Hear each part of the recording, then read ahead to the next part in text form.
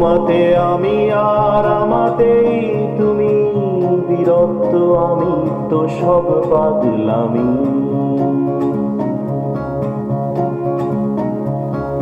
হিসেবের বেড়া জাল গভীর ক্ষত, ছক্কাটা ঘরে বাঁধারা যায় আর রানী। রঙিন চোরকি রঙিন চোরকি ঘুরে চলে বেসামাল হাওয়ার দোলায়।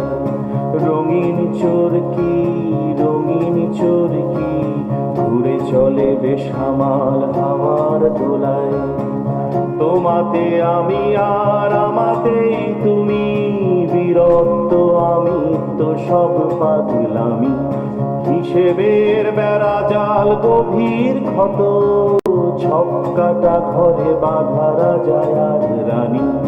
রঙিন চোরকি রঙিন চোরকি ঘুরে চলে বেসামাল হাওয়ার দোলায়।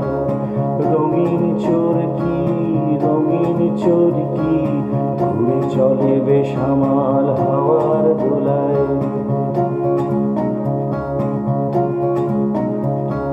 মিছে মিছি কানামাছি তুমি আমি কাছাকাছি, অদৃশ্য বন্ধনে বাঁধা এক ছবি। দহনে দহনে ক্ষত বয়ে চলায় অবিরত, পরিচয় কত শত তবু পরবাসী। মিছে মিছি কানামাছি তুমি আমি কাছাকাছি, অদৃশ্য বন্ধনে বাঁধা এক ছবি। দহনে দহনে ক্ষত বয়ে চলায় অবিরত, পরিচয় কত শত তবু পরবাসী। তোমাতে আমি আর আমাতেই তুমি, বিরক্ত আমি তো সব পাগলামি। হিসেবের বেড়া জাল গভীর ক্ষত, ছক্কাটা ঘরে বাঁধারা যায় আর রানী। রঙিন চোরকি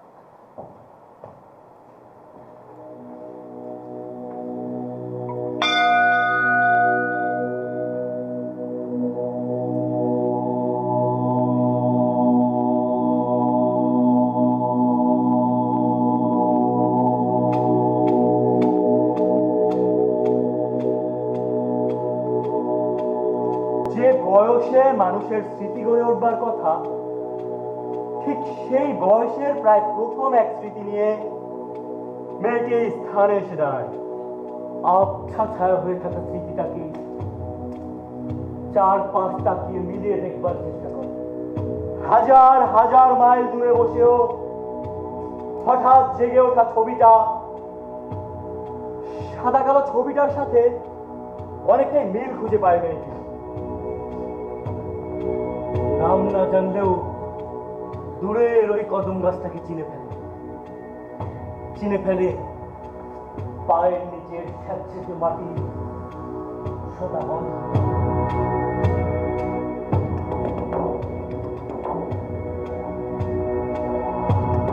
স্মৃতির আরো গভীরে যাওয়ার পথটা হঠাৎ বন্ধ করে দেয় চারপাশের গধূলি বেলার সোনা রং আলোটা।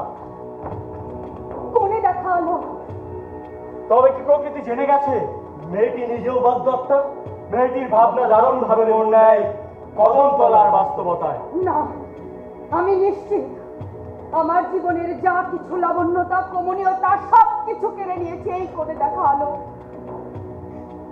মনের মধ্যে আমার হাজারো নিষ্ঠুর প্রশ্ন, তবু এই নিষ্ঠুরতার মুখোমুখি আজ আমি। নিষ্ঠুরতা নয়, এ তো তার জীবনের বাস্তবতা। 24 বছরের অকৃত্রিম বাস্তবতা করে দেখার উপর অসহ্য ঠেকছে তার কাছে। যতই সময় এগিয়ে যাচ্ছে মেয়েটি ধৈর্যের সুতোয় ততই টান পড়ছে। মেয়েটি যেখানে দাঁড়িয়ে আছে সেখান থেকে সামান্য দূরে এই বৃক্ষতলে ভদ্র মহিলাকে আমন্ত্রণ জানিয়েছে সে। অপেক্ষা সইছে না তার, একটু পরেই নেমে আসবে অন্ধকার। অথচ মেয়েটির চাই মধ্য দুপুরের মতো টনটনের রোদ। মহিলাকে দেখবে সেই আলোতে। অন্ধকার। তবে কি অন্ধকারে লড়াই করতে হবে আজকের নিষ্ঠুরতার সাথে? না, যত নিষ্ঠুরই হোক আজকের এই লড়াইয়ে আমি থাকবো স্থির, অটল, অবিচল। উফ, চারদিকেই বর্ষা ভেজা স্যাঁতসেঁতে কাদামাটি, কি অসহ্য স্মৃতি। 20 বছর তো তবে খুব অল্প সময়। এই তো সেদিন রাসুয়ার কোলে উঠে ফরাসি দেশে চলে যাওয়ার আগে আধো পথ হেঁটে আধো হামাগুড়ি দিয়ে এসেছিলাম এই বৃক্ষতলা পর্যন্ত। তারপর পথ চিনে আর বাড়ি ফিরতে পারিনি। এই বৃক্ষের চারপাশ ঘুরে ঘুরে আমি কেঁদেছি অনেকটা সময়। এরপর এখানেই ঘুমিয়ে পড়েছিলাম।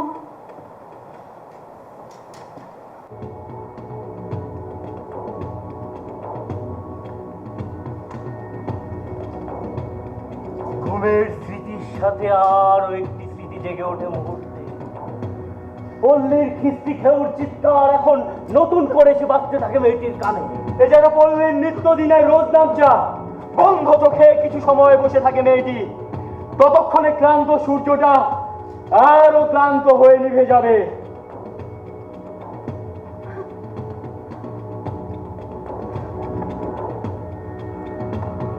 একটা ছায়ার মতো কি যেন দেখতে পাচ্ছি আমি।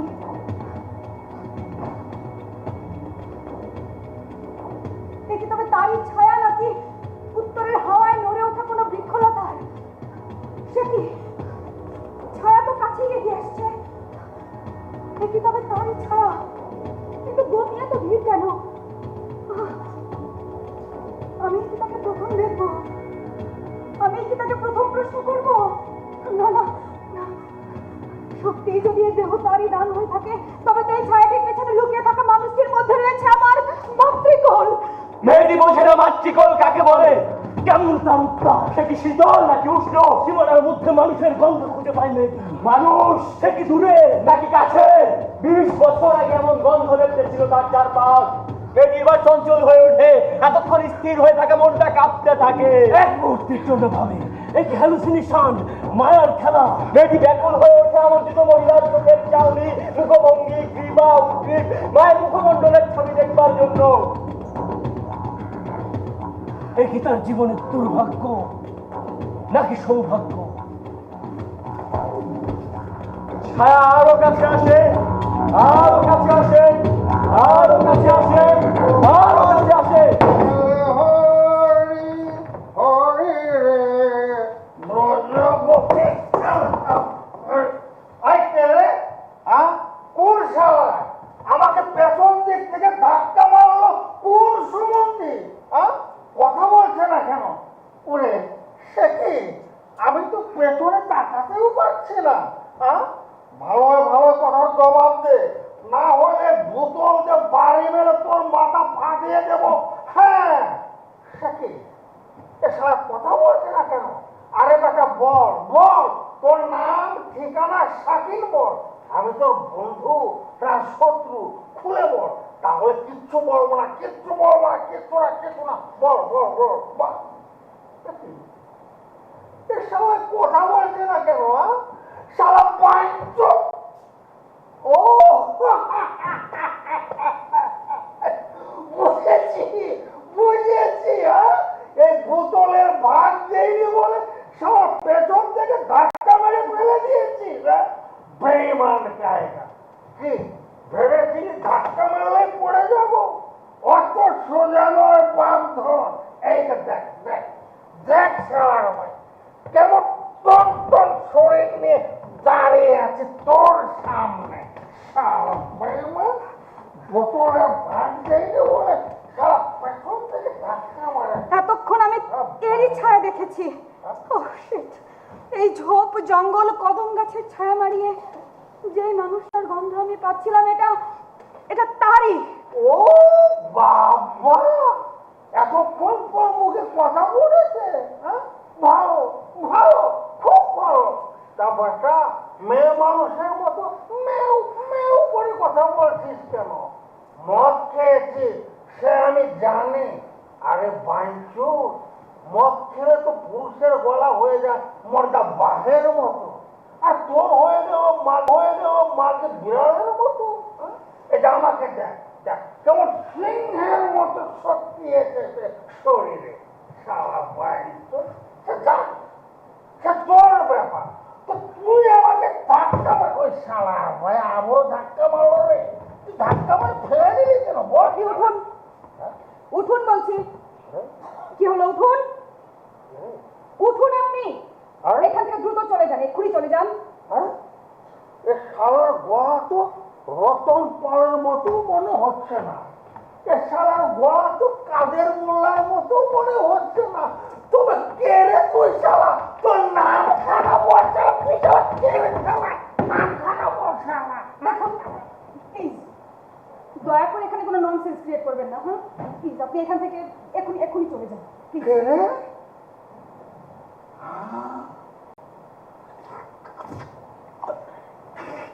কে রে তুই?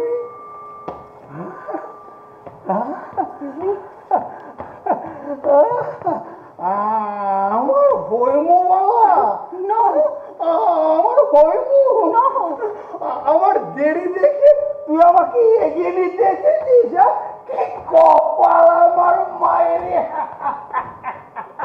বেশ্যার ভালোবাসায় আজ আমি ভেসে যাবো রে হইমু।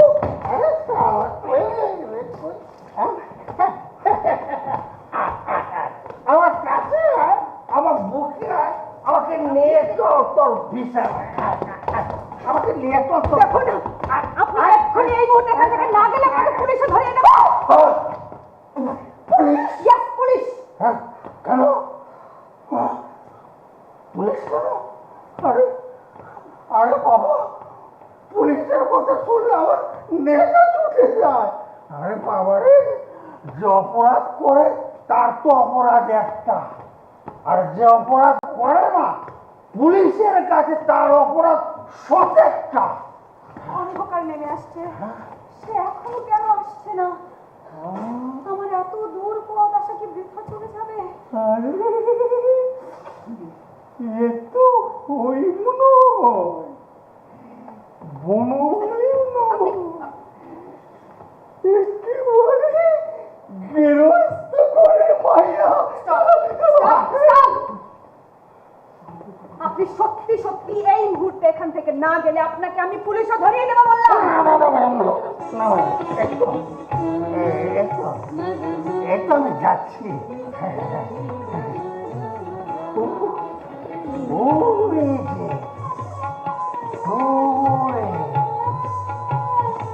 দূরে বাতি জ্বলছে, ওটাই আমার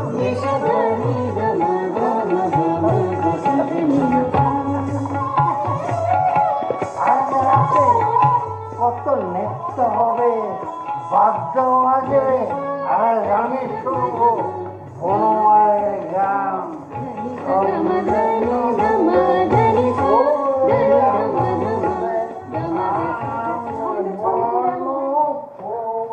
ছন্দে ছন্দে তুলে আনন্দে I think I know the song.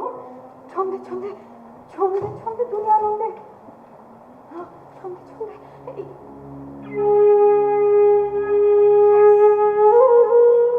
Yes. আমার আচ্ছা মনে পড়ছে মা মা রাতে ঘুমোবার আগে আমাকে কোলে নিয়ে এই গানটা গাইতেন। সে তো মিটমিটের জোনাকির আলো যেন ওই পল্লীটাতে। Yes, yes, this is the song. এক রাতে টিনের চালে ঝমঝম বৃষ্টি পড়ছিল। এই গানের কলি, সুর, তাল, ছন্দ বৃষ্টির ঝমঝম শব্দের সাথে নাচ করে উঠছিল যেন। সেদিন পুরো পল্লী জুড়ে কোনো কোলাহল ছিল কিনা আমি জানি না। বৃষ্টির ঝমঝম শব্দ কেড়ে নিয়েছিল সব খিস্তি খেউ রসলীল উচ্চারণ।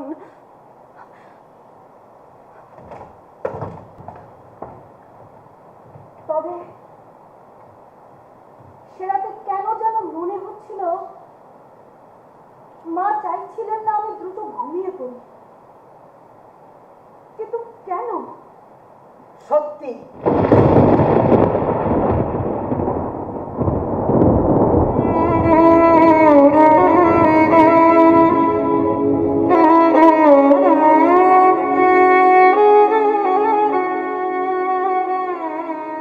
আমি চাইছিলাম না তুমি দ্রুত ঘুমিয়ে পড়ো। মনে হচ্ছিল সমগ্র পৃথিবী ঘুমিয়ে থাক, নির্জনতন ডুবে যাক, জেগে থাকি শুধু তুমি, আমি।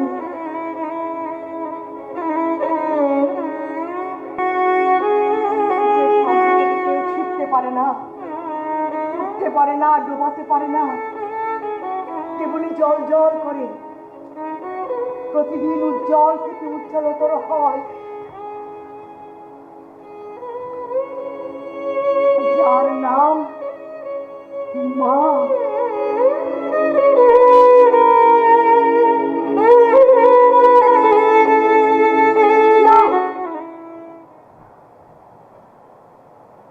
মা নাও তুমি আমার।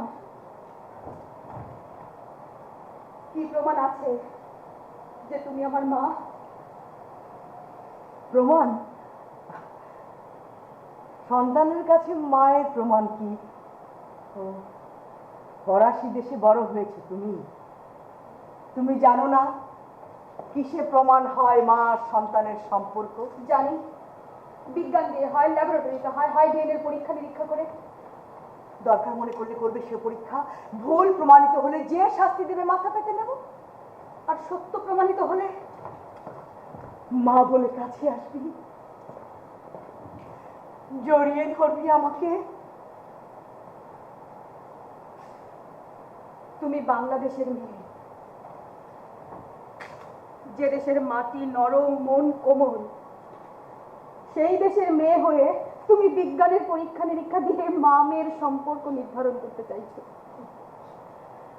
পরীক্ষার প্রশ্ন তো তুমিই তুলেছ, আমি জানি এ তোমার মনের কথা নয়। না, তুমি সত্যটা জানো না। আমি জানি, তুমি অভিমান থেকে বলছো এসো মা। না, আগে আমাকে আমার অঙ্কটা মেলাতে দাও। অঙ্ক? জীবনে কেবল এই সত্য, অঙ্ক বিজ্ঞান যুক্তি দিয়ে নির্ধারণ হয় না। হয়, যাদের জীবন আমার মতো দুর্গমগিরি পথ দিয়ে আলোর সন্ধান করে বেড়ায়, তাদের জীবনের সত্য অঙ্কের হিসেব ছাড়া মেলে না। আজ কেন এই প্রশ্ন করছো? কারণ ঘটনাটি আমার জীবনের নতুন কাজ। 20টি বছর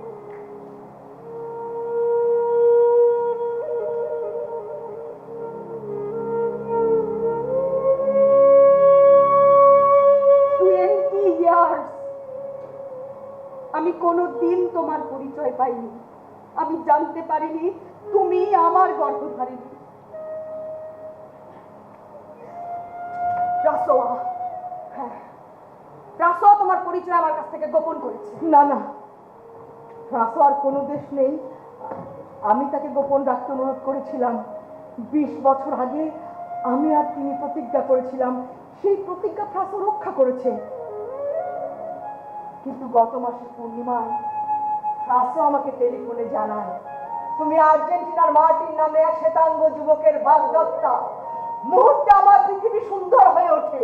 আমার গর্ভজাত কন্যা ক্রমেই হয়ে উঠছে বিশ্ব নাগরিক। তোমার কণ্ঠস্বর শুনবার লোক সংগ্রহ করতে পারলাম না। রাসোকে বললাম টেলিফোনটা দিতে, তিনি দিলেন। তুমি 3 বার আমার পরিচয় জানতে চেয়েছো। মনে পড়ে? নিশ্চয়ই মনে পড়ে যে রাসো আমার জীবনের বৈঠার হাল ধরেছিল। সে হঠাৎ একদিন টেলিফোনটি আমার কাছে এগিয়ে দিয়ে বলল, come talk to her, she is very close to you. Very close to me, আমার আপনজন। ঠিক তখনই আমার চোখের সামনে দিয়ে পার হতে থাকে 20টি বছরের প্রতিটি কামরা, তার আধার, আলো, ছায়া, রৌদ্র, সমুজ্জ্বল দুপুর। আমি তখন কাঁপছিলাম থরথর। আমার আপনজনের আকাশ দেখবো বলে।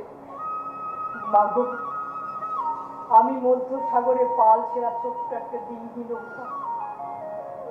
রাসোয়া যেমন বৈঠা হয়ে তোমার জীবনকে এগিয়ে নিয়ে গেছে, তেমন বৈঠা আমার জীবনে মেলেনি। তুমি যতবার জানতে চেয়েছো আমার পরিচয়, ততবার আমি শূন্য থেকে অতলে হাবুডুবু খেয়েছি। কেন? কোন অপরাধ বোধ তোমাকে পেয়ে বসেছিল? অপরাধ না, অপরাধ বোধে কখনো কোনোদিন ক্ষতবিক্ষত হইনি আমি। তাহলে আমার কেন মনে হলো যে কোটি কোটি বছর তুমি নীরব থেকেছো টেলিফোনের ওই প্রান্তে? ইউরোপের আকাশ দেখে বড় হয়েছে তুমি। তুমি কি বুঝবে সেই নীরবতা? আমি যখন খুব ছোট, 3 কি 4 বছর বয়স, বাবা একদিন বাড়ি ফিরলেন ঘামের শরীর নিয়ে। বাবা, বাবা,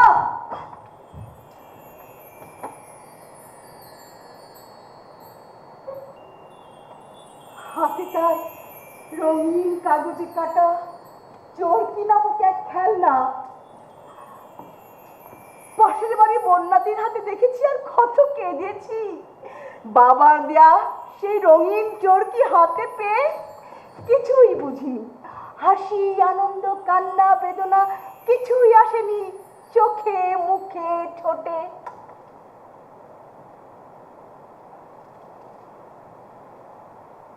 সে কি কোনো অপরাধ বোধ মাগো, নাকি বড় কিছু প্রাপ্তির অভাবনীয় শূন্যতা, যা আমার কপালে ছুটবার কথা নয়?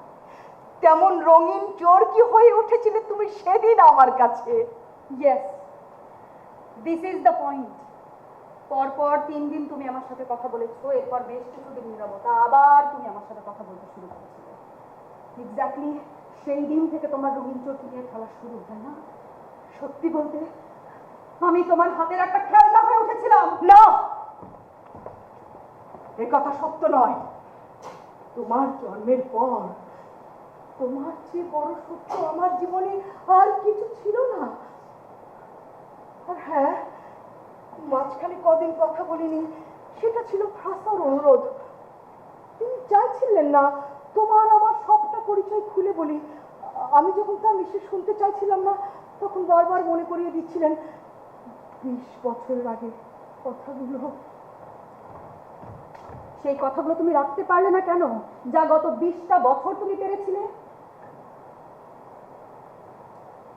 আমার মুখে ধর্মের কথা শুনলে মন তোমার বিষাক্ত হতে পারে, হাসি পেতে পারে। তবে ধর্ম বলো আর বিবেকী বলো, মনে হলো সত্য প্রকাশী জীবনের শ্রেষ্ঠ কর্ম। সত্য প্রকাশ জীবনের শ্রেষ্ঠ কর্ম, আমিও বিশ্বাস করি। তবে তা কেবল নিজের সুযোগ বা স্বার্থের জন্য জীবনের সকল ক্ষেত্রে প্রযোজ্য। আমি যতটা জানি তুমি আইন শাস্ত্র নিয়ে পড়নি, পড়েছো অন্য বিষয়। হ্যাঁ, আমার বিষয় আর্কিওলজি, প্রত্নতত্ত্ব। আমার বিদ্যাও কি সামান্য? কি শেখায় সে বিদ্যায়? এত অল্প সময় তোমাকে কি করে বোঝাবো বলো তো? ধরো, পুরাতন জিনিসপত্র নিয়ে নড়াচড়া করা, গবেষণা করা, প্রাচীন কোনো অট্টালিকা, প্রাসাদ, মাটির নিচে চাপা পড়া সম্পদ, সভ্যতা, স্থাপত্য। আর কেন হঠাৎ প্রসঙ্গ পাল্টে তুমি এই প্রশ্ন কেন করলে? আমাকে যেভাবে প্রশ্ন মানে জর্জরিত করছো, মনে হচ্ছে তুমি আইন নিয়ে পড়েছো, ব্যারিস্টার হয়ে গেছো। পরনে কেবল কালো গাউনটা নেই। আমি তোমাকে যে প্রশ্নগুলো করছি তার জন্য কোনো আইনের ছাত্রী হবার প্রয়োজন পড়ে না। আমার মতো ভাগ্য নিয়ে জন্ম নেওয়া যে কোনো মানুষের মনে এর চেয়ে ঢের বেশি প্রশ্ন থাকবে, যেমন আছে আমার।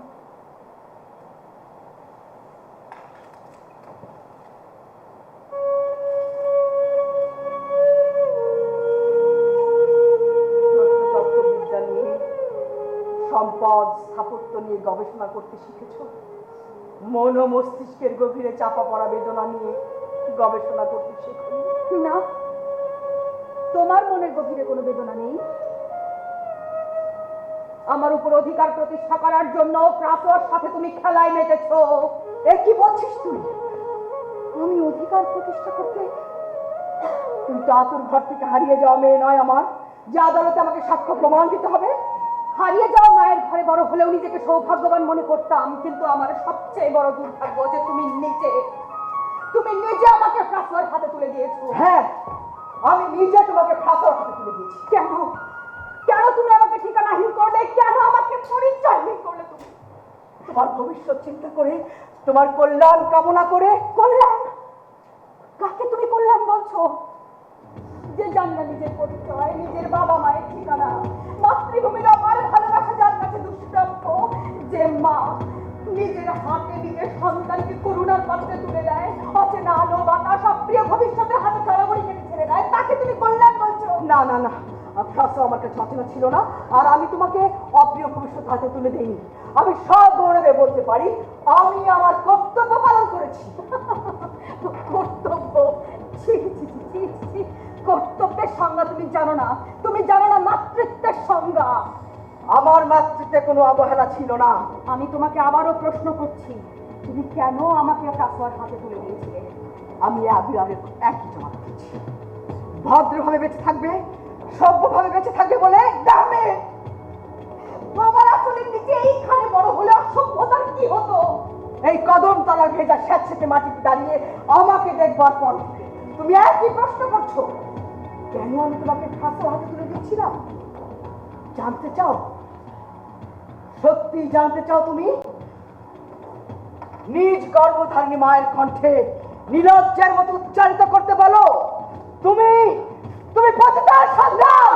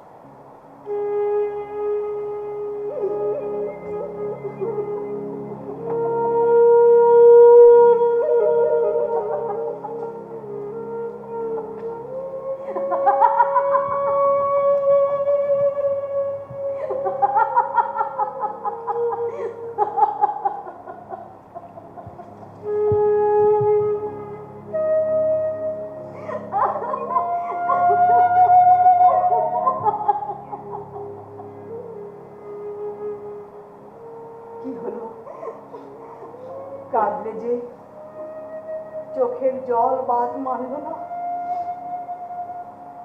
আমি জানি মায়ের এমন পেশা পৃথিবীর কোনো সন্তানই মেনে নিতে পারে না। তাই তো আমি নানান কৌশলে এড়িয়ে যেতে চেয়েছিলাম আমার পরিচয়,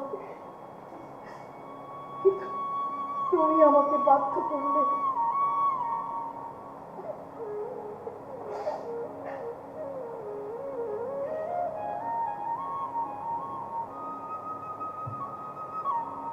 বিশ বছর,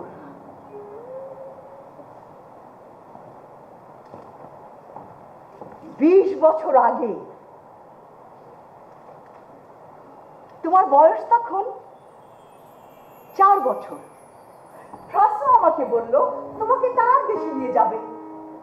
আমি তোমার কল্যাণ চিন্তা করে রাজি হয়ে গেলাম, কিন্তু তাহলে আমি কি নিয়ে বাঁচবো? সঠিক হিসেবটা হলো, তুমি যেদিন আমার গর্ভে এসেছো সেদিন থেকে আমি পতিতালয়কে ছেড়ে দিই। ফ্রাসো তখন তারই প্রতিষ্ঠানে আমাকে একটা চাকরি দিয়ে যায়। ওই পল্লীর বাচ্চাদের আমি খানিকটা সময় পড়াই। ফ্রাসো জানতো আমি ক্লাস 10 পর্যন্ত পড়েছিলাম বাবার বাড়িতে। ফ্রাসো আর দেয়া ডাক বাংলোতে এখনো আছি।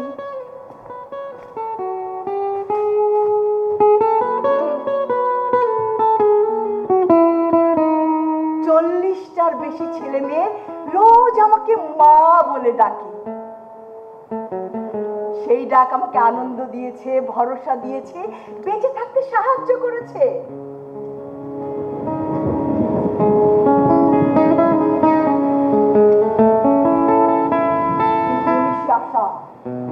ঝমঝম বৃষ্টি পড়ছিল টিনের চালে। মধ্যরাত তখন, চারদিকে কেমন ঘুটঘুটে অন্ধকার। জানালায় দাঁড়িয়ে ভাবছিলাম তোমার দেশে তখন দুপুর নাকি সন্ধ্যা। বৃষ্টির সাথে বড় বড় শব্দ, অচেনা নয়। বুঝলাম যমুনার পার ভাঙছে, নিশ্চয় হচ্ছে মানুষ। তোমার জন্য আমার বুকটার মধ্যে হাহাকার করে উঠলো। সমস্ত ধৈর্যের বাঁধ ভেঙে গেল আমার। টেলিফোনটা তুলে নিলাম হাতে। ও প্রান্ত এসে খাসা শীতল টুকটাক জবাব। তারপর তুমি। হ্যালো হ্যালো হ্যালো, কে বলছেন আপনি? হ্যালো, আমি আশা চৌধুরী বলছি। আপনি কে বলছেন? হ্যালো, প্লিজ কথা বলুন। হ্যালো, আপনি কে? পাপা আমাকে কার সাথে কথা বলতে বলে গেল? সে নাকি আমার আপনজন। হ্যালো, প্লিজ কথা বলুন। হ্যালো, আপনি কে? আপনি যদি কথাই বলতে না চাইবেন আমাকে চাইলেন কেন? ডিসগাস্টিং। আপনি আপনার পরিচয় দিন, না হলে আমি ফোনটা এক্ষুনি রেখে দিচ্ছি। হ্যালো হ্যালো হ্যালো হ্যালো, আমি আমি বলুন বলুন, আপনি আপনি কে? আমি আমি আমি রোকেয়া বেগম। রোকেয়া বেগম? বাঙালি তুমি? হ্যাঁ। এই নামের কাউকে তো আমি চিনি না। ফ্রাসো তো তোমাকে বলেছে তোমার আপনজন। হ্যাঁ, কিন্তু এই নামের আদি অন্ত বৃত্তান্ত ফ্রাসো আমাকে বলেনি কোনোদিন। ফ্রাসোর তো বলবার কথা নয় মা। তুমি চিনেছ ফ্রাসোকে আমার হাত দিয়ে, আমার পরে। হ্যাঁ। আর কিছু বলবার আছে তোমার? আছে আছে মা গো। তোমার কি মনে পড়ে না একটা অনেক বড় নদী, যার দুকুল ভাঙে প্রতি বছর, এলোমেলো ঘোলা জল? তোমার জন্মের পর তুমি দেখেছো সেই নদীতে ভীষণ স্রোত। হ্যাঁ, থামবেন কেন? বলুন বলুন না, প্লিজ বলুন বলুন। ছোট ছোট করে ঘর, সারি সারি উঠোন, ঘরগুলোতে কেরোসিনের আলো জ্বলে। বৃষ্টি হলে পুরো ছাদ দিয়ে জল পড়ে, মেঝেতে, বিছানায়। মনে পড়ে? হ্যাঁ। পাশেই যে একটা বৃক্ষ, অনেক বড়, সাদা সাদা ফুল, ঝোপ ঝোপ স্যাঁতস্যাঁতে ফসলের মতো পড়ে থাকে। হ্যাঁ হ্যাঁ হ্যাঁ, কদম ফুল। কদমতলা আমরা বলি তাকে। তুমি বায়না করলে কান্না থামাতে নিয়ে যেতাম কদমতলায়। ছোট ছোট করে ঘর, নিভু নিভু আলো, হ্যাঁ, বড় নদীর ঘোলা জল, কদমতলা, সাথে কাদামাটি, তার চারপাশ, এসব। হ্যাঁ হ্যাঁ, এসবে কি প্রমাণ করে যে তুমি আমার আপনজন? Never. Sorry sorry I am sorry. Hello hello hello,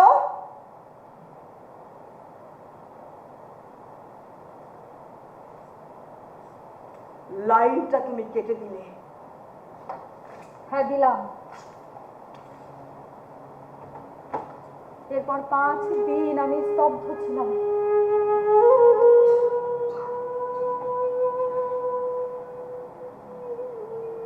রাসোয়ার দেয়া বর্ণনার সাথে তোমার সব বর্ণনা মিলে যাচ্ছিল। মাথার ভেতরের আগ্নেয়গিরিটা তখন আর ধীরে ধীরে শান্ত হতে থাকে। সব ছবি মুছে গেলেও কদমতলা, তার চারপাশ আমার স্মৃতিতে সবল হয়ে উঠছিল। তাহলে আমাকে এত প্রশ্ন মনে জর্জরিত করছো কেন? মাতৃত্ব, অধিকার এসব বলে আমাকে এলোমেলো করছো কেন? কারণ মা আর মাতৃত্ব এক নয়।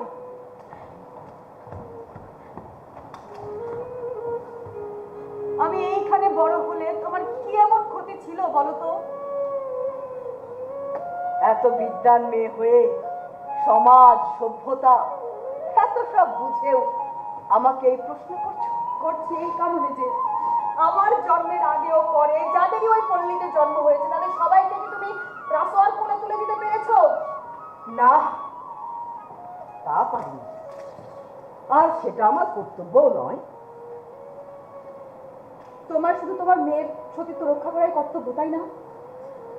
একটা সত্যি সাধ্বী মেয়েকে আগলে রেখে পুরুষের নখের আঁচড় থেকে বাঁচিয়ে একজন সুবোধ বালকের হাতে তুলে দেওয়া, এই তো? হ্যাঁ, সব মা তো তাই চায়। থাক, এ প্রসঙ্গ না হয় থাক। টেলিফোনে তোমাকে জিজ্ঞেস করতে ভুলে গিয়েছিলাম, তোমার কোলে যতদিন ছিলাম ততদিন আমার নামটা কি ছিল? সে নাম আমি ভুলে যেতে চাই। ফাঁসোয়া তোমার নাম দিয়েছিল আন্তোয়া। আমি বলেছিলাম চৌধুরী টাইটেলটা জুড়ে দিতে, সেই থেকে তুমি আন্তোয়া চৌধুরী।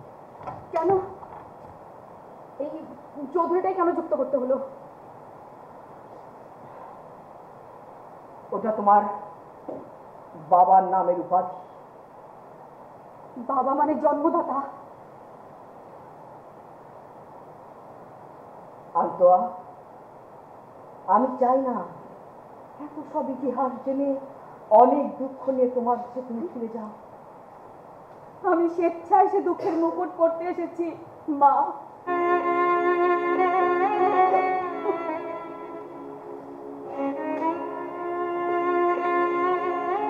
মা, মা বললি তুই আমাকে? মা,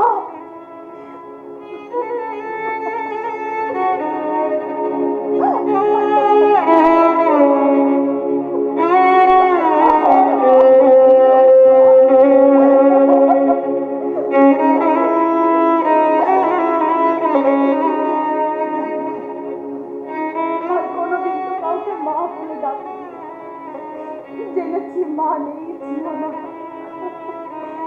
সেও নানা গল্প এলো মেলো মিলিয়ে একসময় ক্লান্ত হয়ে আমি মায়ের অনুসন্ধান ত্যাগ করেছিলাম। মা গো, চৌধুরীটা কে ছিলেন?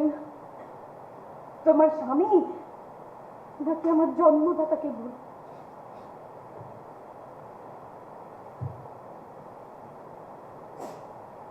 না, আমার স্বামীর সংসার হয়নি জীবনে। বাবা অবসর শহরে ছোট্ট একটা চাকরি করতেন। আমরা অনেক ভাই বোন, অভাবের সংসার। আমি সবার বড়। আমি তখন ক্লাস 10-এ পড়ি। বাবা মা ভাবলেন আমাকে বিয়ে দেবেন।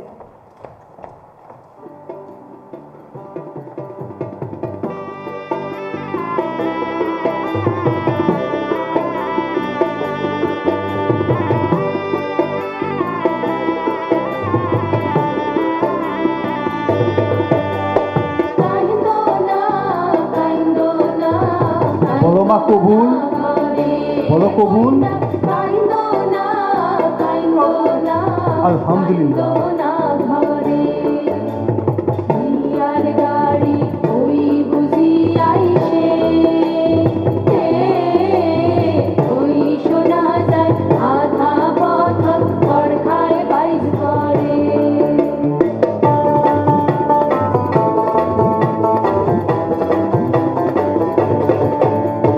কাইন্দো না কাইন্দো না কাইন্দো না ঘরে কইনা কাইন্দো না কাইন্দো না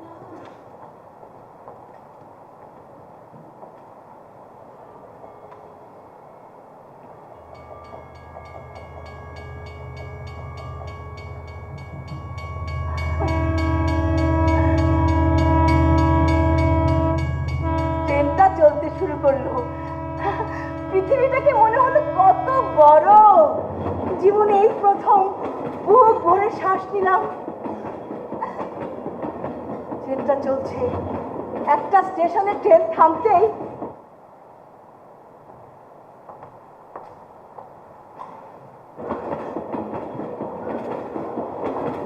ট্রেনটা আবার ছেড়ে দিল। স্টেশনে চিৎকার, মানুষের কোলাহল। ওর স্বামীর মাথাটা হারিয়ে গেল।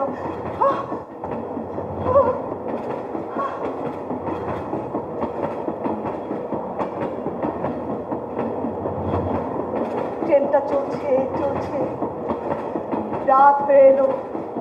স্বামী আর ফিরে এলেন না। আমার পরনে বিয়ের সাজ, কেবল মায়ের দেওয়া শেষ সম্বল গহনাগুলো স্বামীর কাছে রক্ষিত।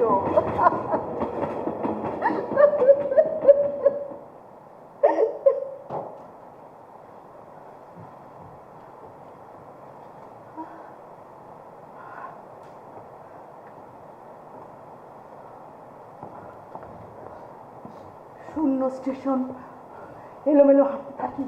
কি করব কিছুই বুঝে উঠতে পারছি না। কোথায় যাব? হঠাৎ ঈশ্বর প্রেরিত এক দেবী আমার সামনে এসে দাঁড়ালেন। জানতে চাইলেন পরিচয়, সবকিছু খুলে বললাম। পরম মমতায় আমার হাত ধরে নিয়ে গেলেন স্টেশনের কাছে, তারই একটা ঘরে।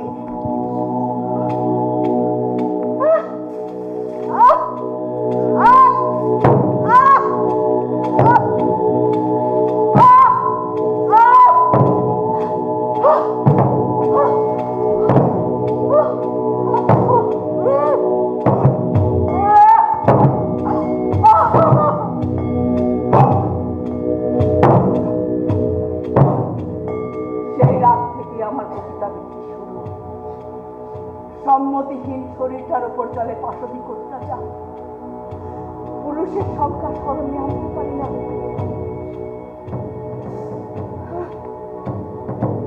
জ্ঞান হারিয়ে। যতবার জ্ঞান ফিরেছে দেখেছি নানান বয়সের পুরুষের হাত আমার শরীর মুখ ঝাপটে ধরে আছে।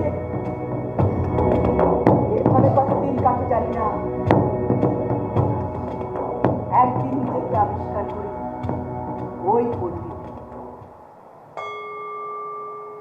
হয়তো বাবার বাড়িতে ফিরে যেতে পারতাম, কিন্তু সব হারিয়ে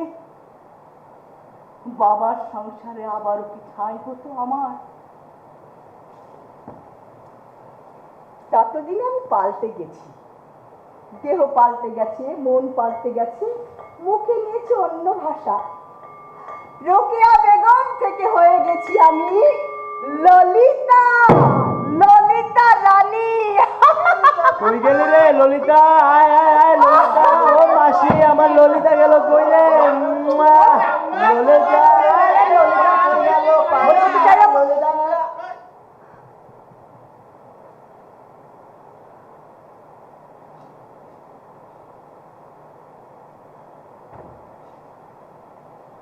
যে চৌধুরী আমায় জন্ম দিলেন তার পরিচয়।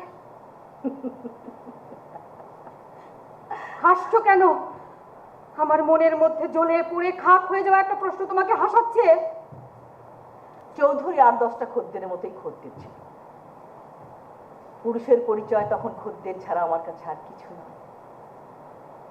ওই যে পল্লীটা দেখছো, কেবল ওই পল্লীটি নয়, এই জনপদের অনেক ঘরে প্রতি সন্ধ্যায় পুরুষের ভালোবাসা জন্ম নেয়, আর শেষ রাতে তার মৃত্যু হয়। পুরুষের কাছে নারীর ভালোবাসা একখণ্ড মাংস পিণ্ড মাত্র। আহ, তুমি এসব কথা আমাকে কেন বলছো? তুমি শুধু চৌধুরীর কথাটা বলো বাস। ওই যে বললাম, অনিয়মিত খদ্দের থেকে নিয়মিত খদ্দেরে পরিণত হয় চৌধুরী। ততদিনে আমিও বহু পুরুষে হাঁপিয়ে উঠেছিলাম। চৌধুরী আমাকে অনেক টাকায় বেঁধে ফেলেন। সবচেয়ে বড় কথা, চৌধুরীর চোখে আমার জন্য সামান্য ভালোবাসার আলো আমি দেখেছিলাম, যে ভালোবাসার কাঙাল আমি কিশোরী বেলা থেকে। কিন্তু প্রথম প্রতারিত হয়েছি আমার মায়ের সৎ ভাইয়ের কাছে 10 বছর বয়সে। লজ্জায় ভয়ে ঘৃণায় বাবা মাকে কিছুই বলতে পারিনি। তারপর পাশের বাড়ির নিতাই কাকা, আমার চাচাতো ভাই, আমার ফুফাতো ভাই। চুপ করো, চুপ করো তুমি। তোমাকে বলেছি তুমি এসব কথা আমাকে বলবে না। তুমি শুধু আমার চৌধুরী হয়ে ওঠার গল্পটা বলো। এ তো কেবল গল্প নয় মা, সত্যি। ততদিনে আমিও চৌধুরীকে ভালোবেসে ফেলেছি। ঠিক বিয়ের জীবন নয়, একজন পুরুষকে নেমেতে উদ্বার উন্মাদনা পেয়ে বসলো আমাকে।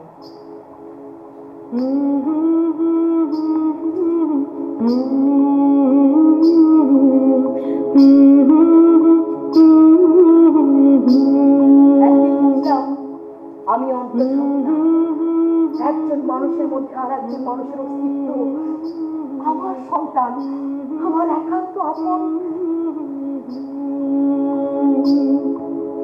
যোচনা করেছে হারে, আসে না আমার বাড়ি। যোচনা করেছে হারে, আসে না আমার বাড়ি। গলে দিয়ে চলে যায়, যোচনা করেছে আরে, আসে না আমার বাড়ি।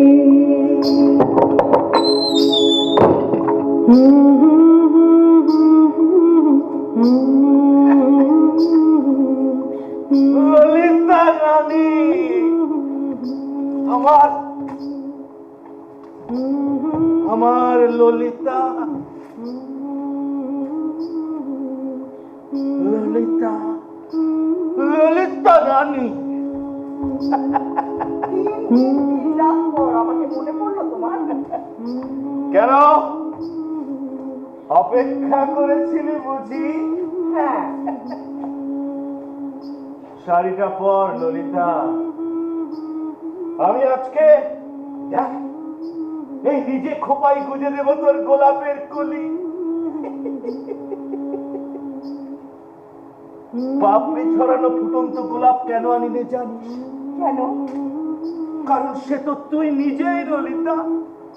আর কলি এনেছি কারণ তোর গর্ভে এমন একটা কলি বড় হচ্ছে, সে একদিন দুনিয়ায় আসবে গোলাপের টাটকা কলির মতো সুবাস ছড়াবে ললিতা। ললিতা রানী, আমার আমার ললিতা।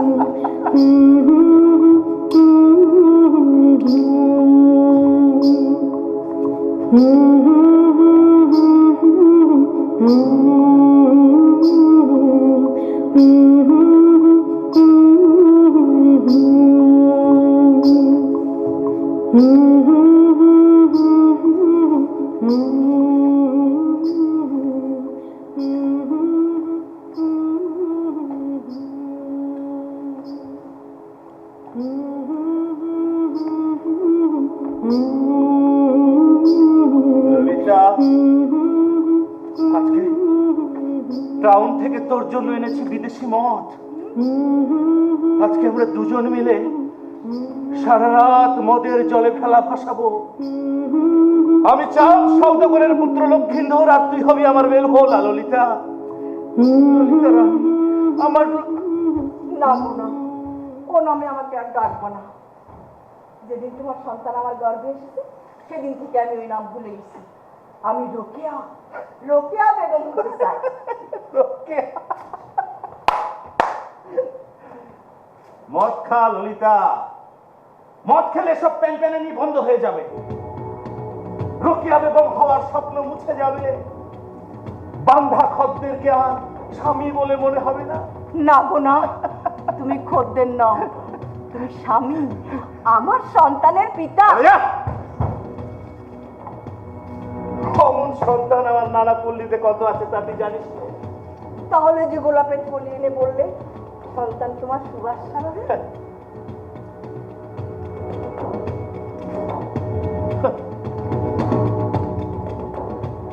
এই গোলাপের কলি কি বিশ্বভুবনে একটা জন্মায় রে? সে তো শত শত, লাখে লাখে, হাজারে হাজার।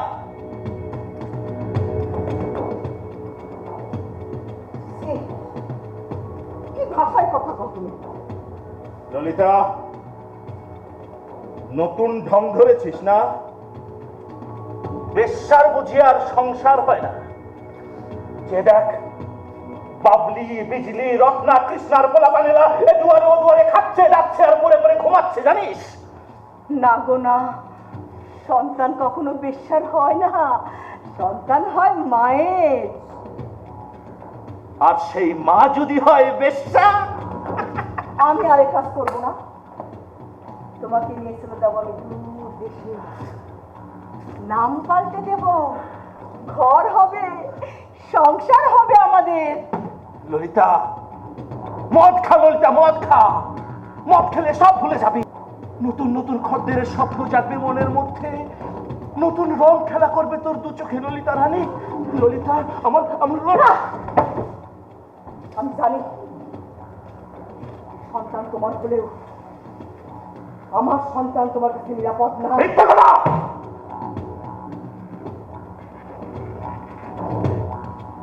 তোর গর্ভের সন্তান আমার না।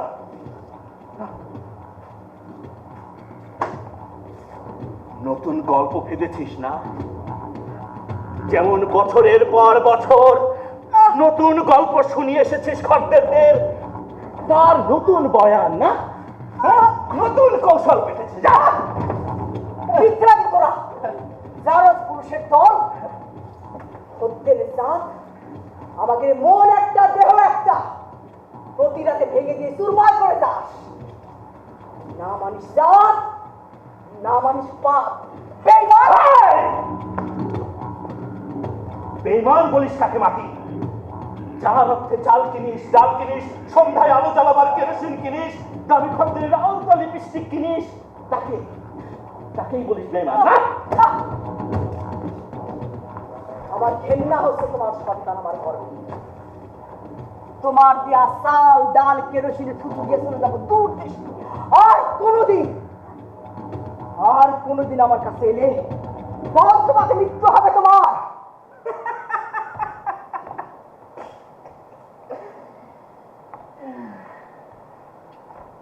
সে তুই দূর দেশে যেতে চাইলে যেতে পারিস ললিতা, তবে একটা কথা মনে রাখবি, তোর গর্ভে যদি কন্যা সন্তান হয় তাহলে তার উপর আমার অধিকার থাকবে, তোর নয়। মা গিয়ে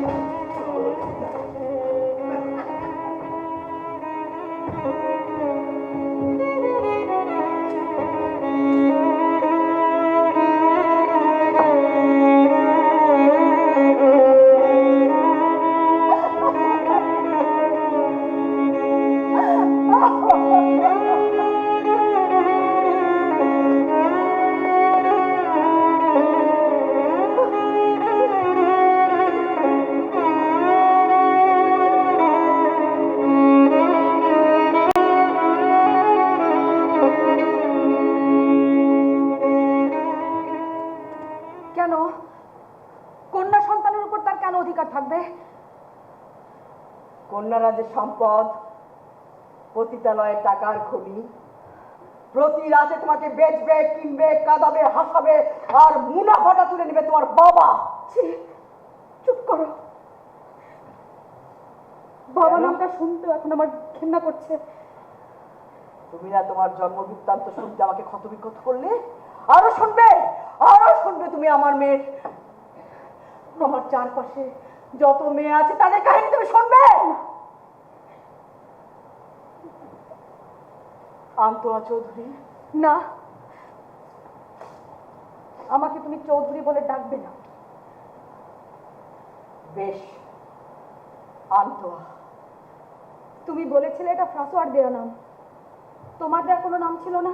হ্যাঁ, আছে, আছে মাগো, আছে। কি সেটা? কি সেটা? কলি। কলি? হ্যাঁ, আমি কলি। কলি কেন নাম হলো আমার মা? ওই যে তোমার বাবা গোলাপের কলি এনেছিল, তখনই মনে মনে ভেবেছিলাম মেয়ে হলে নাম রাখবো কলি। বাবা, sorry, চৌধুরী এখন কোথায় থাকে, কেমন আছে? আছে, এই শহরের পাশেই বিরাট বড় ডাক বাংলো বাড়ি। তার সাথে আমার সাক্ষাৎ হয়েছে 3 বার। প্রথম তোমার জন্মের পর নিতে এসেছিল, পুলিশের ভয় পালিয়েছে। আর দ্বিতীয়বার ফ্রাঁসোয়া যখন তোমাকে নিয়ে যায়, বিদেশি বলে পেরে ওঠেনি। আর তৃতীয়বার কাল রাতে আমি তাকে বলে এসেছি এই কদমতলায় তোমার সাথে আমার সাক্ষাৎ হবে। তুমি তাকে কেন এই কথা বলতে গেলে?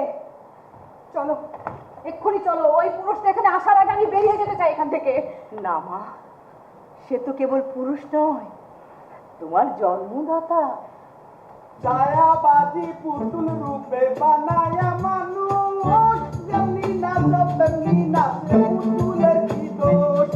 এই যে দুনিয়া কিসেরও লাগিয়া এত যত্নে গড়াইয়া সাই, এই যে দুনিয়া ছায়াবাজি পুতুল রূপে বানায়া মানুষ, যেমনি নাচো তেমনি নাচে পুতুলের কি দোষ।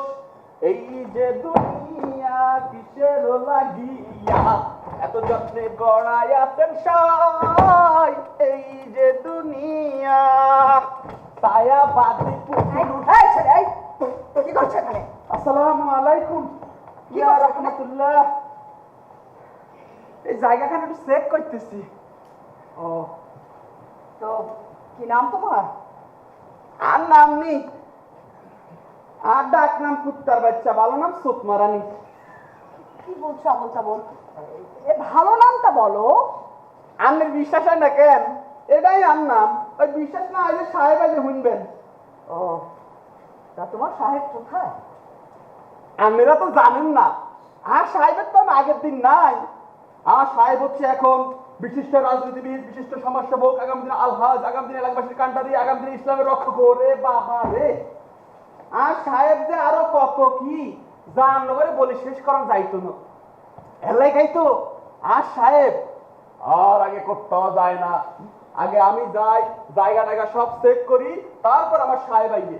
ও, আপনারা একটু ওয়েট করেন কেন? আইলে সাহেবকে গিয়ে সিগন্যাল দিয়ে আইতেছি। সাহেব, there is no problem, please come in, come in.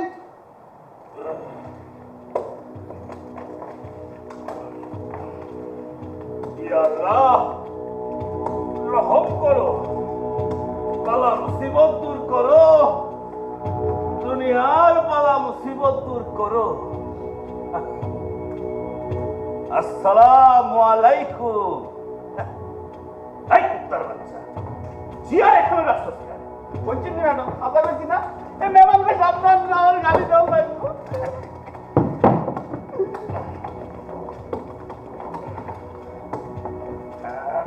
ইয়া আল্লাহ, রহম করো। সাহেবরে কি এক্সপেক্ট দিন? সুতমারানি। তা আমার কন্যা মুখ ফিরাই আছে কেন? ললিতা? ললিতা আমার নাম না। ও তুমি তো আর পেশা নাই, সমাজকর্মী হয়ে গেছো। তোমার ওল্ড নামটা যেন কি? আর দিকে তাকান কি লাই কেমনে কইতাম? আরে রোকেয়া বেগম। রোকেয়া, তোমার কন্যার নাম যেন কি রেখেছিলে? কলি। কলি। মা কলি, একটু ফিরে তাকাও, দেখি তোমারে।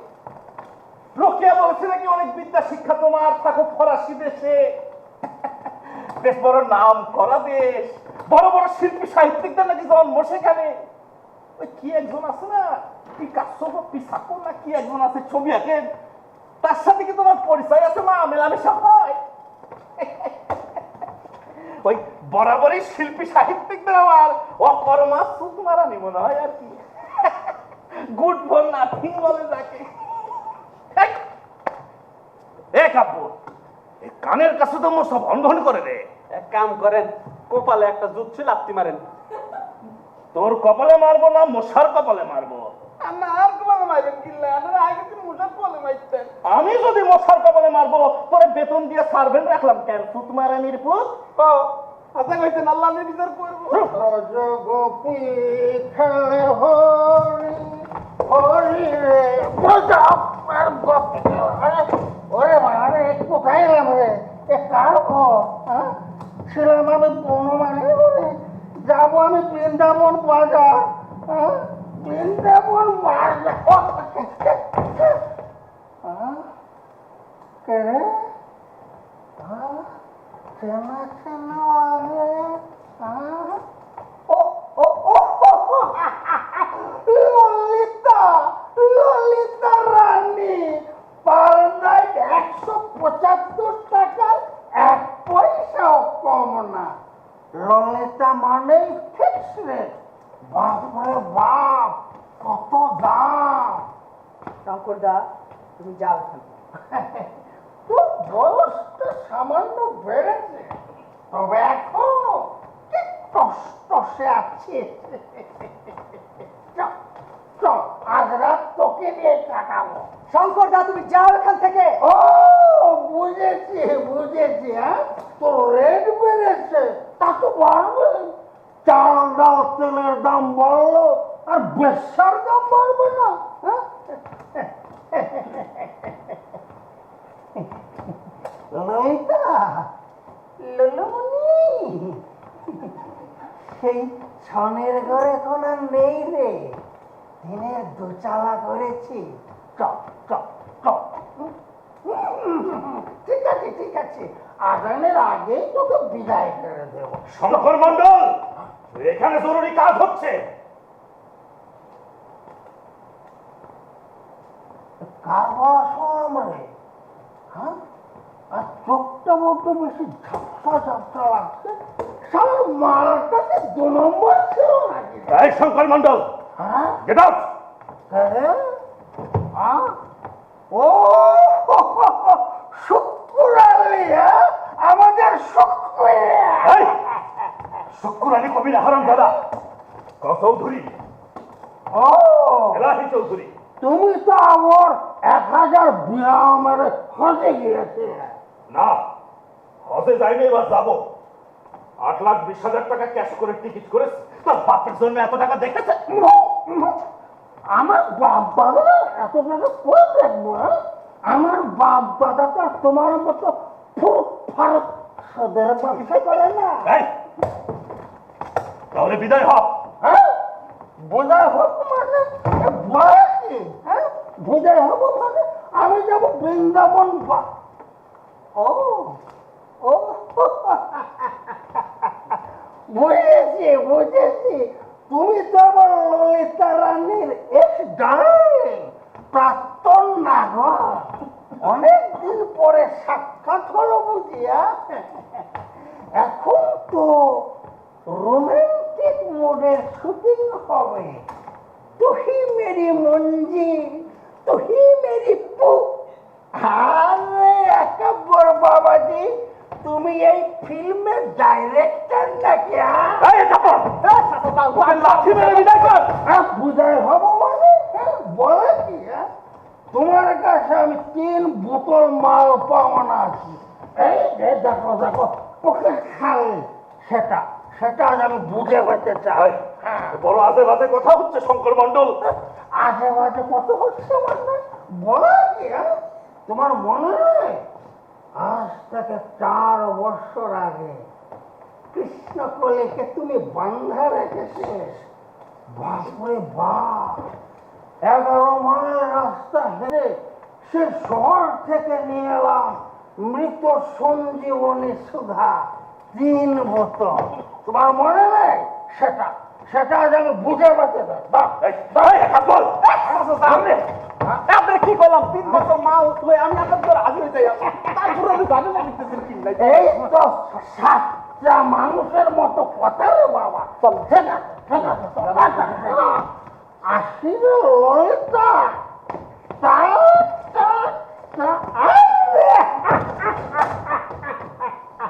ললিতা তুই মাসি হয়ে গেছিস?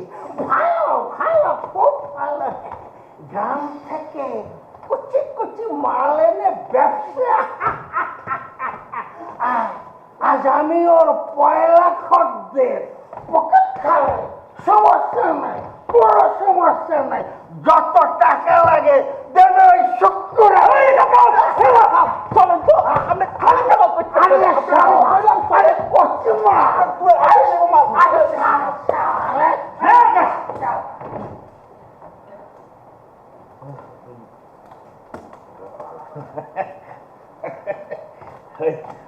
আমি তোমাদের দুজনের কাছে সরি চেয়ে নিচ্ছি। সালা বাইঞ্চদের সাথে কথা বলে আমার বুঝুই নষ্ট হয়ে গেল। আপনার কথা বলা কি শেষ হয়েছে চৌধুরী সাহেব? চৌধুরী? ললিতা ও কাকে চৌধুরী বলে? কেন আপনি কি চৌধুরী নন? হ্যাঁ আমি চৌধুরী, তাই বলে তুমি আমাকে চৌধুরী নামে ডাকবে? আচ্ছা, তো কি নামে ডাকতে হবে আপনাকে? কেন? আব্বা বলো, ফাদার বলো, ড্যাডি বলো, যা খুশি বলো, কারণ কারণ আমি তোমার জন্মদাতা পিতা।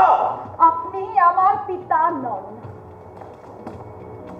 হে ললিতা, তুমি না কোলে তোমার মেয়ে শিক্ষিতা, ভদ্র, সভ্য। এক্সকিউজ মি, আমি কোনো অভদ্রতা করিনি, অসভ্যতাও করিনি। আর করলে আপনি এতক্ষণ এখান থেকে তোমার তোমার অর্ধেক কথা আমি বুঝি মা, আর অর্ধেক কথা আমি বুঝতেছি না। আপনি আমার পিতা নন। এই এই ললিতা, এক্সকিউজ মি, ওনাকে ললিতা নামে ডাকবেন না, রোকেয়া বেগম বলুন। রোকেয়া, ও বলতেছে আমি নাকি ওর পিতা নই। আরে আমি কসম করে বলছি, আমি আমি তোমার জন্মদাতা পিতা। জন্মদাতা হতে পারেন, স্বীকার করছি, কারণ যে রাতে উনার গর্ভে একটি ভ্রূণের আগমন ঘটেছিল সে রাতে আপনি উনার শয্যায় ছিলেন। ছি, ছি, ছি, ছি, তওবা, তওবা। কি নির্লজ্জ হয়েছে মেয়েটা। তোমাকে বলেছিলাম না ললিতা মেয়েটাকে বিদেশে পাঠিও না, আমার কথা তো শুনলে না। তুমি কি ধর্মটাও পাল্টে ফেলেছো নাকি মা? ছি, ছি, ছি, জন্মদাতাকে পিতা পর্যন্ত বলো না। জানেন তো, সন্তান জন্ম দিতে মাতা একাই যথেষ্ট। আপনার মতো পুরুষ সেখানে একটা উপলব্ধ না। শরীর তো বড় ঘাম দিল। এই শালার বেটা সবাই এটা পড়াচ্ছে না কেন?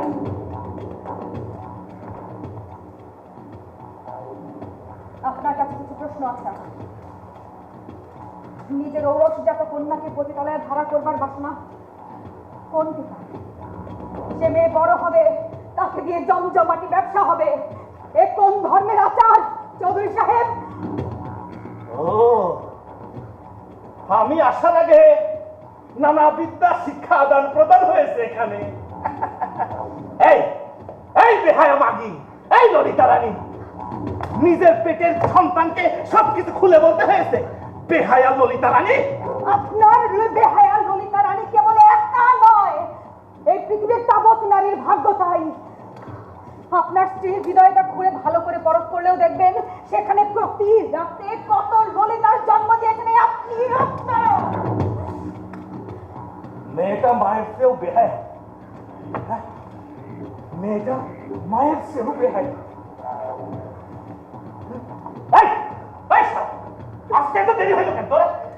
এই কান্দর কাকা বাবা আর কাছে বাইরে দিল এ আর কান্দর চড়ি বাড়ি যাইব কয় তো সাহেবরে কান্দর লাগতে আরো আরে আইছিল কিল্লাই তাই তাহলে কাজ করি ওই সিএমপি বোর্ড দিয়েছি আর তাহলে ঘুমায় আর বেশি লাগছে তো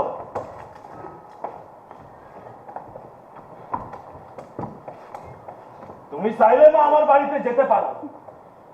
আমার 101টা ডাব নারিকেল, 40টা লিচু গাছ, আম জাম তেঁতুল আর টিনের শৌচাল আছে 6টা। সমস্যা নেই, তোমার জন্য এসি ঠান্ডা রুমের ব্যবস্থা করব। অনেক স্বপ্ন ছিল, তোমাকে আমার ভিটাটা দেখাবো, আমার শান্তি হবে। Thank you.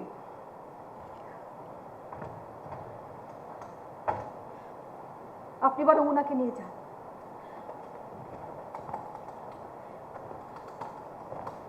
আপনার ঔরসজাত কন্যার গর্ভধারিণী, তাতে আমার শান্তি হবে। না না না, এটা সম্ভব না, সোশ্যাল প্রবলেম আছে আর কি। আর তাছাড়া আমি সিদ্ধান্ত নিয়েছি যে আমি এবার ইলেকশন করবো। এই কাবো চল। আমি কথাই তো সেই জন্য আমি কথা শেষ করি। তা তুমি কি আজই তোমার দেশে ফিরে যাবে মা? এত রাত বিরাতে একা চলাফেরা করা ঠিক না, তোমার সাথে কি একটা পাহারাদার দেবো? দোহাই লাগে, দয়া করে উপকারটা করবেন না। অমন চিৎকার করে উঠলে কেন? জন্মদাতা হিসাবে আমার দায়িত্ব মনে করি। সাপের হাত থেকে বাঁচতে গেলে তো ওঝা দরকার। আমরা মেয়েরা হাজার হাজার বছর ধরে দেখে আসছি কিভাবে আপনার মতো ওঝারা নিজেরাই সাপ হয়ে দংশন করে আসছে আমাদের। মার মেয়ের একই হিসেব। যাক বাবা, বলার কথা বললাম। এই চল।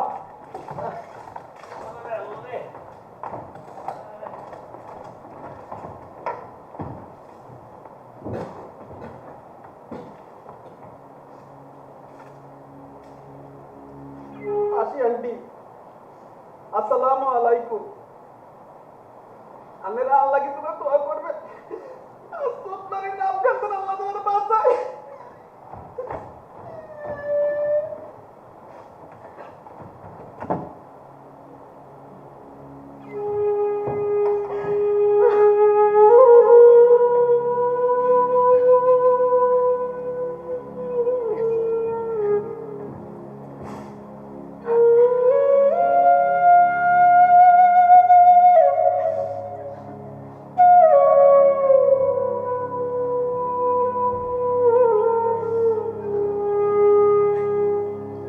আমার মনের মধ্যে আমার পিতার যে ছবি আমি এঁকেছিলাম তা ছিল পৃথিবীর তাবৎ শিল্পকর্ম ছাপিয়ে ওঠা যে কোনো ছবির চেয়ে সুন্দর। সব কিছু ভেঙে চুরে খান খান হয়ে গেল, জ্বলে পুড়ে ছাই হয়ে গেল। খুব ভালো হতো যদি শুধু ছবিটা নিয়ে আমি বেঁচে থাকতে পারতাম।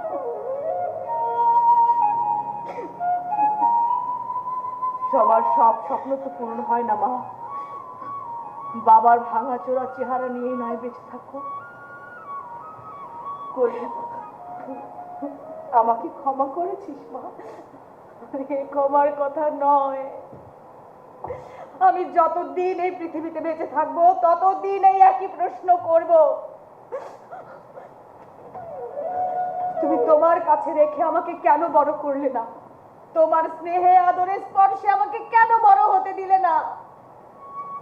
সে কথা তো আমি বলেছ, অনেকবার বলেছ,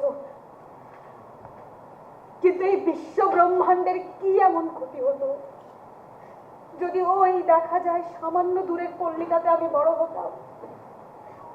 ওই বড় নদীর সব জল কি শুকিয়ে যেত যদি আমি তোমার পরিচয়ে পরিচিত হতাম? হিমালয় কি ভেঙে পড়তো যদি প্রতি রাতে ললিতা রানীর মেয়ে হিসেবে আমাকে দিয়ে খদ্দেরদের হাত বদল হতো?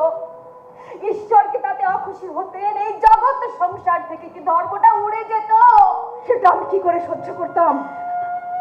কেন সইতে পারবে না? যা ঈশ্বর সইতে পারে তা তুমি কেন সইতে পারবে না? বেশ্যার মেয়ে বেশ্যা হয় না।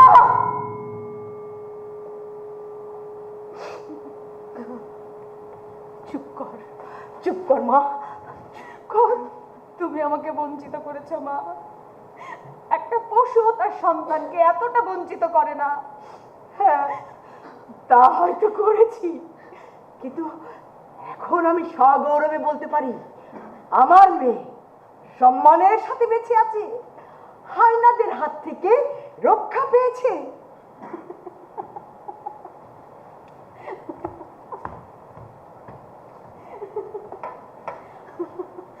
তুমি কি করে নিশ্চিত হলে মা?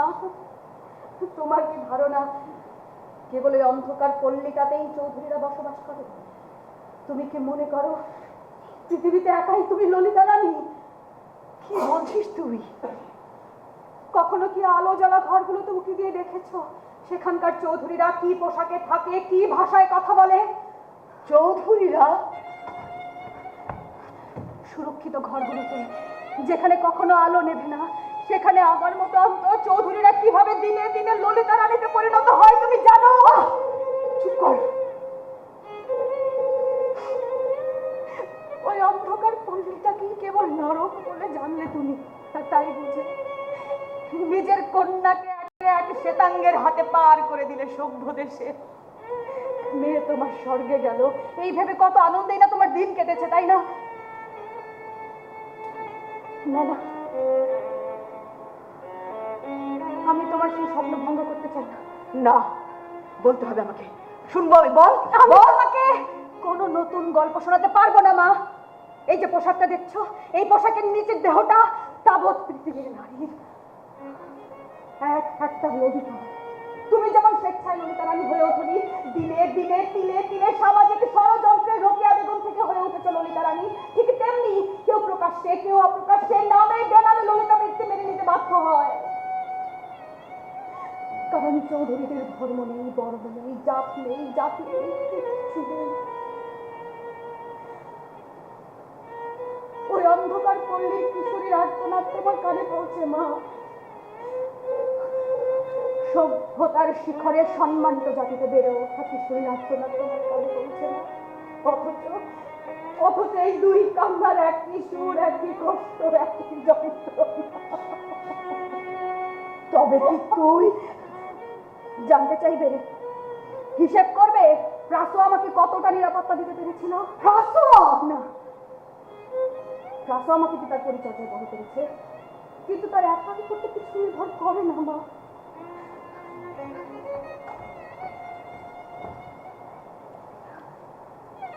প্রতিদিন প্রাসুয়া যখন কাজে যেত, আমার দায়িত্ব দিয়ে যেত তার পাশের বাড়ির এক বন্ধুর কাছে। আমার বয়স তখন মাত্র 11 বছর। সেই বছর আমি তার হাতের খেলার পুতুল হয়েছিলাম। তারপর আরো কত আরো কত কত কত কত কত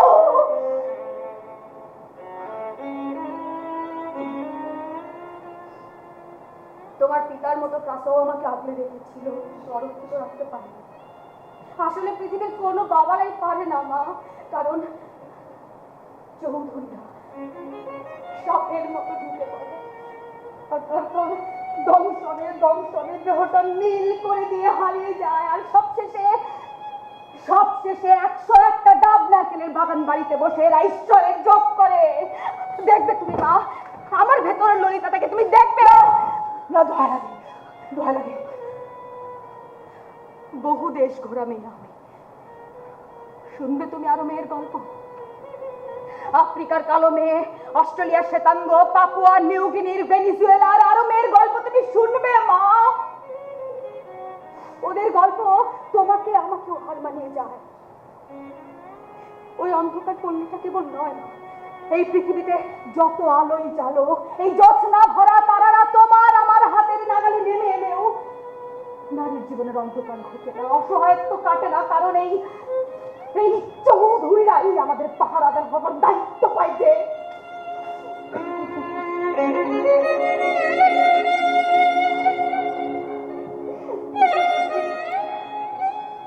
মাগো, আমার কাছে যে মেয়েগুলো পড়তে আসে না, আমি ওদেরকে শিখিয়েছি পুরুষের কোন স্পর্শ কেমন, পুরুষের ছলনা কেমন, পুরুষের হাতগুলো কেমন, নিজেকে কিভাবে বাঁচাতে হয়। বাবা মাকেই তো শেখাতে হবে না মা, আমি শিখিয়েছি। নারীর অন্ধকার জীবন সব শিখিয়েছি।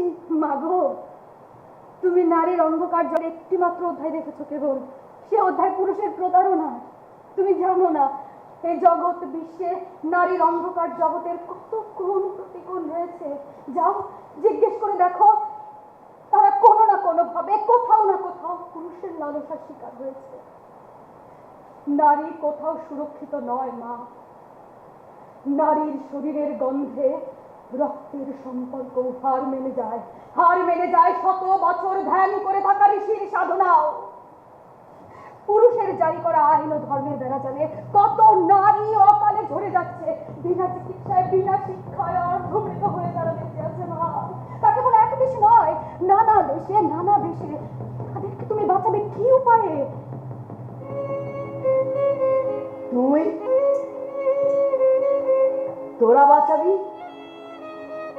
আমাদের এই অন্ধকারের সীমানা যে পার হতেই হবে। আমরা পারবো মা, পারবো। তুমি শুধু দোয়া করো। মাগো, আজ রাতটা থাকবি আমার কাছে?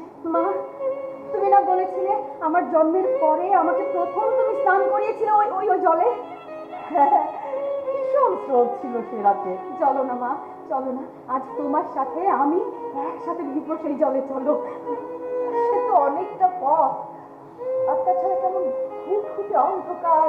এই মাত্র না তোমাকে বললাম, অন্ধকারে পৃথিবীর তাবৎ নারী একা পথ হাঁটতে জানে। তোমার ফ্লাইট যদি চলে যায়? চলে যাই, যাক মা, কিন্তু আমি আজ তোমার সাথে ভিজবো একই জলে। ঠিক আছে, তাহলে চল, যাব শুধু আমরা দুজন, কোনো পাহারাদার ছাড়া। তোমাতে আমি আর আমাতে তুমি, বিরত আমি তো সব পাগলামি, হিসেবের বেড়া জাল গভীর ক্ষত, ছক্কাটা ঘরে বাঁধা রাজায় আর রানী, রঙিন চরকি রঙিন চরকি ঘুরে চলে বেসামাল হাওয়ার দোলা, রঙিন চরকি ঘুরে চলে বেসামাল হাওয়ার দোলা, মিছে মিছি কানামাছি তুমি আমি কাছাকাছি, অদৃশ্য বন্ধনে বাঁধা এক ছবি, দহনে দহনে ক্ষত বয়ে চলায় অবিরত, পরিচয় কত শত তবু পরবাসী,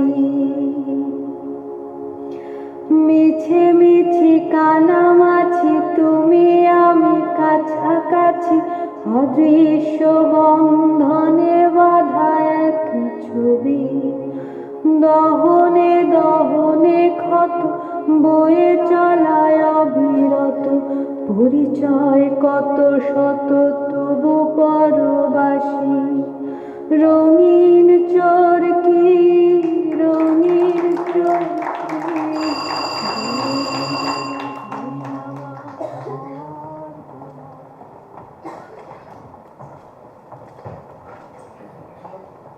অডিয়েন্স দায়িত্ব দাও।